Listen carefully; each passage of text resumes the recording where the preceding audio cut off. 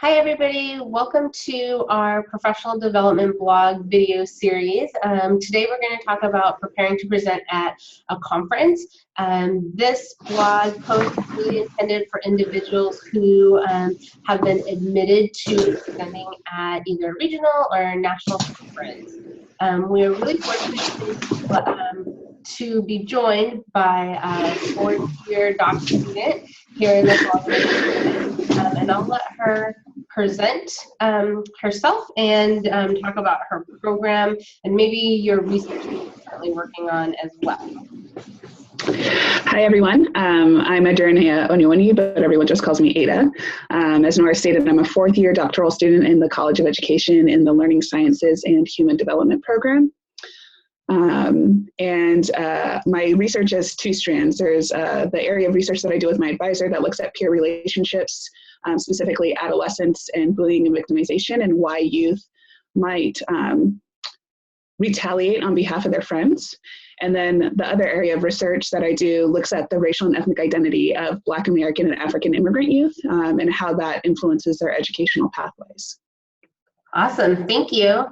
So Ada, what conferences do you typically attend? And I know that you have many friends in the College of Education, so maybe also reflect on what are some of your peers, colleagues, what are some of the conferences they attend? Okay, so to start off, some of the conferences that I attend in the education world are AERA, or American Education Research Association. In my area of human development, I attend the Society for Research in Child Development, or the Society of Research on Adolescence.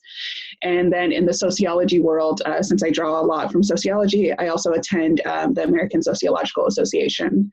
I have colleagues who draw from anthropology, so they've gone to the American Anthropological Association, or the National Women's Association, which is Gender, Women, Sexuality Studies. Individuals that attend APA, there's actually two APAs, the American Psychological Association, that some of the school psych students might attend, and there's also the American Philosophical Association for our philosophy of ed students. There's a lot of specialty teacher ed conferences and educational policy conferences. So there's a whole slew of different conferences, and conference season typically is twice a year, once in the fall and once in the spring. Awesome. All right, so what are some of the common forms of conference presentations that students might be presenting? There's a whole host of different conference presentation styles or forms. The first is poster sessions. So individuals will have their content on a poster and be in either a big room or a small setting. Then there's the paper presentation, which an individual's paper gets accepted. Then there's also paper symposiums, in which individuals might work together to create a symposium around a particular theme. So they might invite 3 to 4 scholars to present a paper all together under one theme. And then there's roundtable discussions, which is a conversation of your paper around a round table. And each of these formats have a lot of pros to them, and have different things that you can gain. So from a poster session, you're going to be talking to a whole host of different types of people that are just going to be walking around the room filled with over 50 to 100 in some settings posters.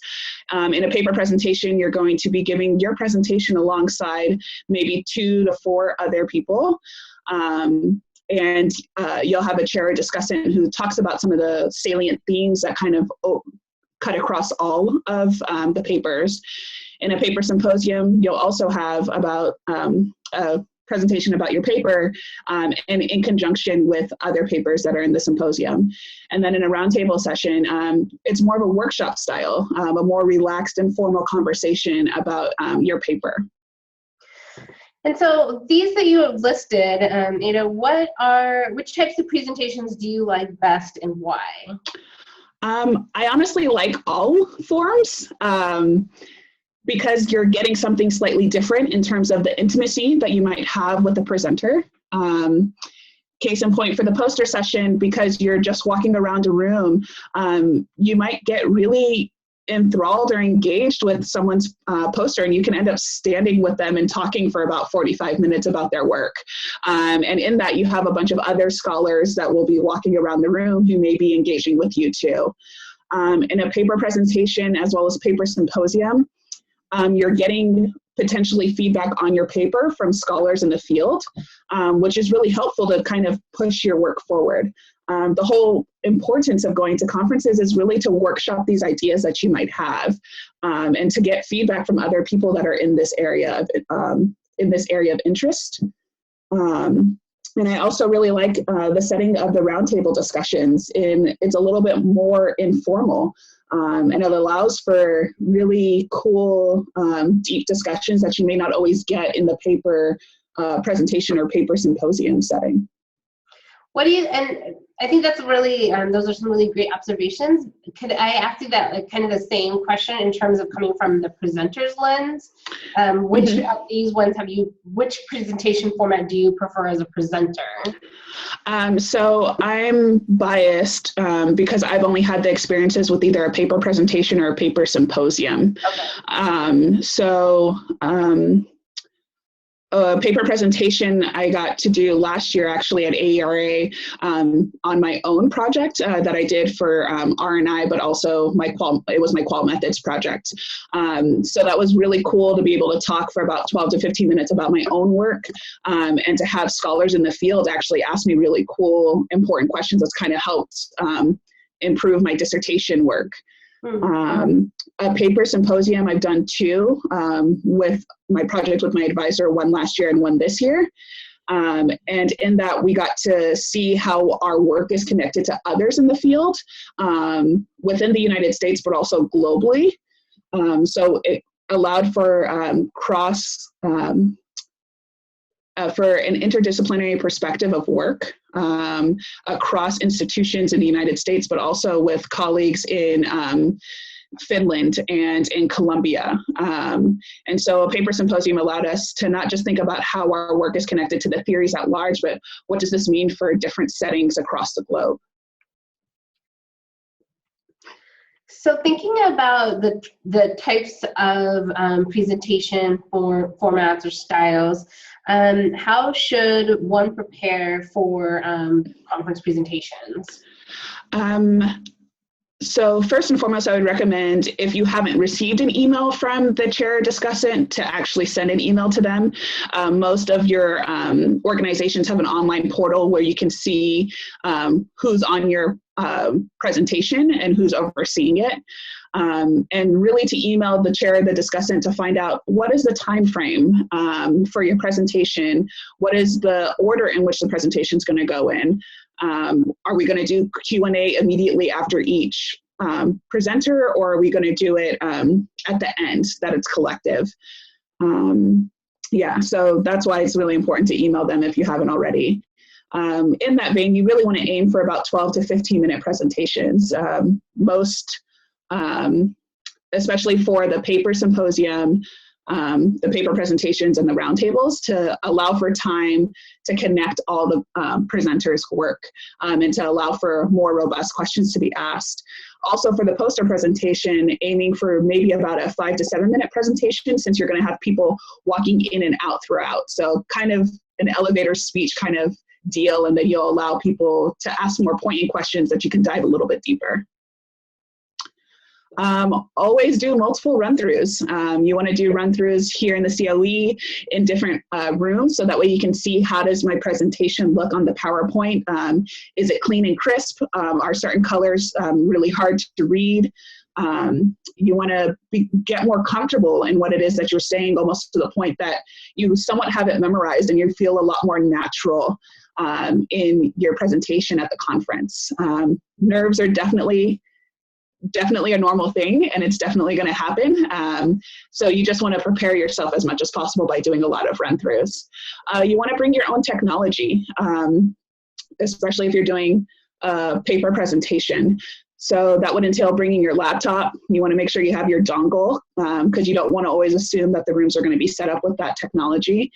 You want to make sure that you email your presentation to yourself, possibly to others on the symposium. You also want to have it on a flash drive just in case anything haywire happens. You want to, so that's for paper presentations. For roundtables, you might actually want to have some visuals. Some of the best roundtable sessions that I've gone to, the presenters had some handouts, so it made it a lot easier to follow along with them during the presentation. Most had about 6 to 8 slides, a picture of their conceptual framework. So that's really, really helpful since you don't necessarily have the same PowerPoint overview that you would have for a paper presentation. And then, remember to have fun. You're the expert. Yes, it seems a little daunting to be with a lot of big wigs, but you definitely deserve to be there. And remember, this is just as fun as talking with people here in the COE. So what can individuals expect the day of their presentation, whether it be, symposium style or poster session? What can you expect? You are going to be nervous. Everybody's nervous. Even the most senior scholars are nervous. That's okay. Presentations for some people are really easy, for others not. Even for those who are super seasoned, they're still nervous, and that is A-okay. You want to make sure to arrive early to the room, so that way you have time to either set up your technology and make sure that the projection is working well, that your PowerPoint is going well, that you have enough push pins to put up your posters, that you have all the materials necessary for your roundtable session. We also talked about making sure that you have water. Some of the rooms are set up with water, not all of them are, and you get really thirsty when talking. So make sure to have water with you, and to always have supplies with you. So that means, again, your laptop, your dongle, handouts, push pins for poster sessions, and also, if you can, have business cards that you can hand out to people at the end of your presentation. People will always come forth and ask questions after, or just want to talk to you a bit more. So that's really helpful to get in contact and continue building these relationships. So who will attend my session or ask questions potentially? There's lots of different people that will attend your session. You'll have graduate students, postdocs, faculty members, your own colleagues, either from your own institution or around the globe, donors, funders from like NSF, NIH, the Mellon Foundation, individuals from nonprofit and private organizations tend to come as well as educators, especially when you're going to a conference like AERA, you're going to have teachers and principals and counselors there.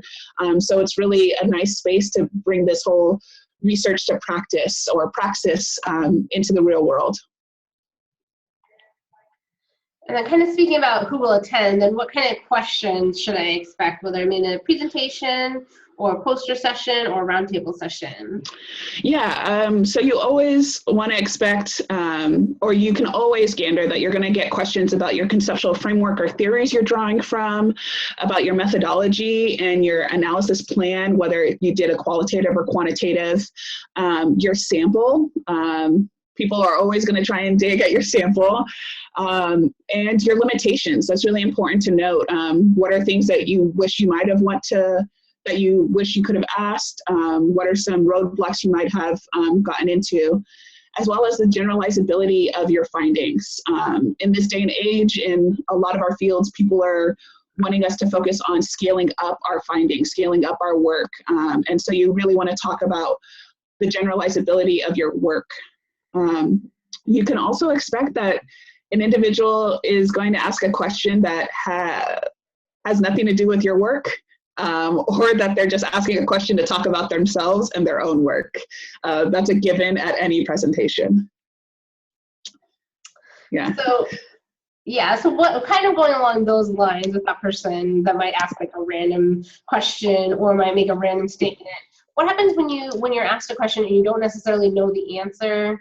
How can one potentially respond to that? Some of my standard responses are, thank you, I will look into that further, or I will investigate that in the future, or even, that's a really great question. I hadn't thought about that. And it's okay to say that you actually don't know.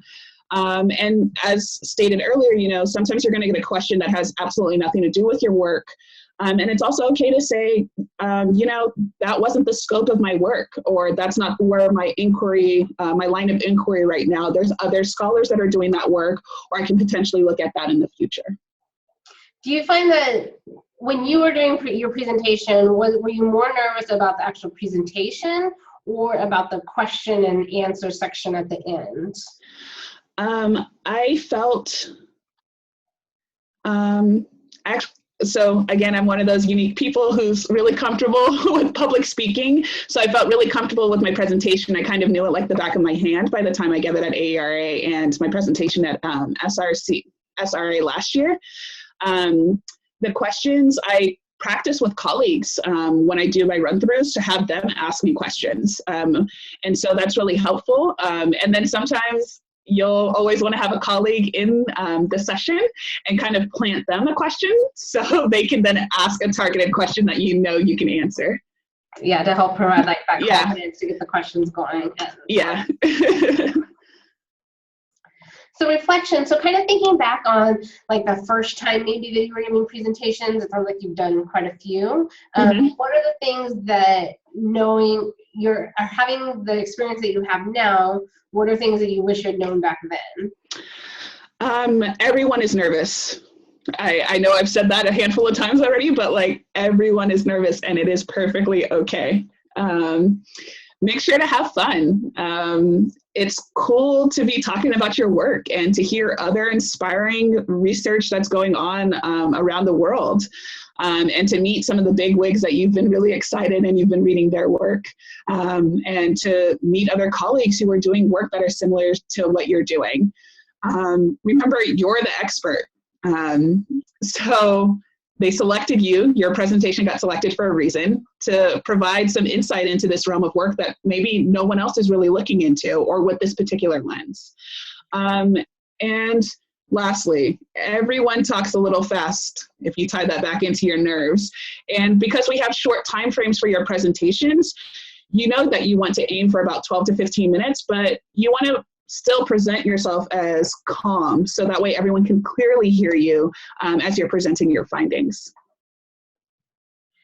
And then finally, I know that we've been talking about presenting at a conference, but do you have any additional thoughts just about attending conferences? What's the best, most efficient and effective way to utilize the time at a conference and the most beneficial? Yeah. So early on, I was told by senior doctoral students when I started to attend pre-conferences. At AERA, they have divisions and SIGs, or special interest groups, in which they host pre-conferences, which are typically held the day before a conference starts. That can be about mentoring, about publishing, can help you navigate your first conference. Those are just really useful spaces to talk about professional development at large in graduate school. I'm attending one this year, and it's about how do we apply social justice lens to our research, and what does this mean for community organizing work. You also want to attend the business meetings for your divisions or your SIGs. In there, you get to see the senior scholars who are doing amazing work. You get to hear about the work that your whole division might be doing, or a special interest group. You can hear about ways as a graduate student to get involved in leadership roles in your conference organizations, as well as some SIGs and divisions also do awards. So they do a dissertation award or faculty mentoring awards. So to see who are these people that are doing really amazing work holistically that are really beneficial to graduate students and faculty members across the board.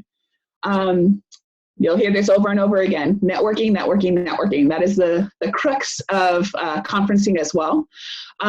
It's really important to attend the mixers. A lot of the different universities will have their own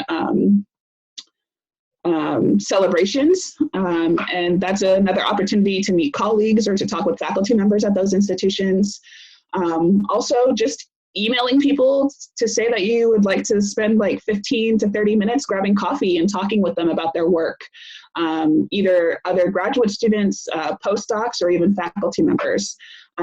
For more advanced doctoral students, it's a prime opportunity to start thinking about your potentials for jobs, whether that means postdocs that you might be interested or faculty positions, and what institutions in particular you might be interested in. And that gives you an opportunity to go to these spaces and talk to those faculty members and hear about their own experiences at these institutions. And then word of the wise. So my first AERA, I didn't present, which was really helpful to just attend and get the general landscape of how a conference is. But I tried to go to like 12 presentations each day, and I was tired by day 3. So more often than not, most people attend probably 3 to 5 sessions a day. And you really want to be selective, whether you want to choose presentations that are directly aligned with your own research that are going to help advance your thinking, or new avenues of work that you just find interesting. That's totally cool too. That is why people go to conferences, to hear about the new things that they're not even working on themselves. But caution to the wise is definitely be less is more. So that way for conferences like AERA, which go over 5 days, you're able to attend each and every day. All right.